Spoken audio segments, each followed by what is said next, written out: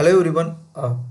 In this video, I am going to explain how can we hide the parameter values in the URL. So usually Apex has provided this functionality like when you click the any hyperlink of the report, you can able to see the values in the URL. For example, here I am assigning two parameter values, param1, param2. Meanwhile, you can see the same value in the URL, right? So my scenario here, like as an end user, they should not see the clicked values in the URL. Okay, so for this I have created some custom workaround to achieve this. Let me show you the default one. This is my classic report. Here I have created the query and this is the default link of ORACLEAPEX. So here I have set the target page number and passing the parameter values, right?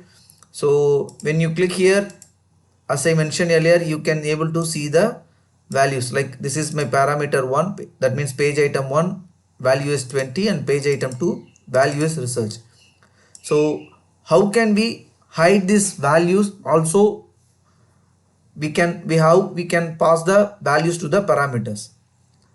I have created two things here. So this is my custom solution.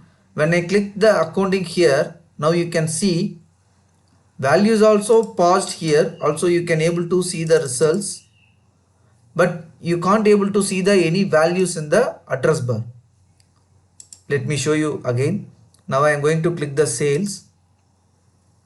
You can see the values are passing here, but meanwhile you can't able to see any values in the URL, right? So how I achieve this? It's a very simple approach. So first thing what I did is, in the SQL query I have created one simple function. So this is my simple function. Let me show you the object browser. This is my function. So here what I did, like I have given the redirect app ID, session, page and edit page, actual page number and parameters. Okay, and here this is my actual page. This is my actual page, but I have created one page will be the static one, which helps to dynamically frame the URL values and passing the parameters values to the actual page.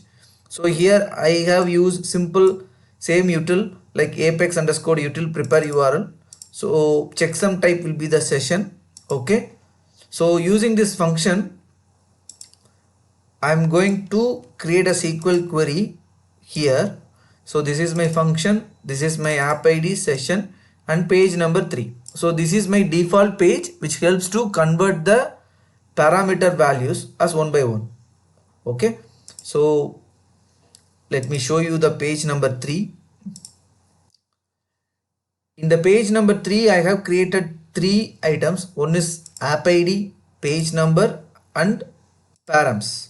Okay, so after that I have created one process in the after header process. So this is the main process which helps to hide the parameter values, also helps to pass the values into the page items. So here, so this is I have created one custom process. Okay, so when you click it here, initially it will redirect to the page number 3. There it will segregate the parameter values. Okay, and then finally again it will recreate the URL and submit the page items in the session and it displaying that. So this is what I have written here. Okay,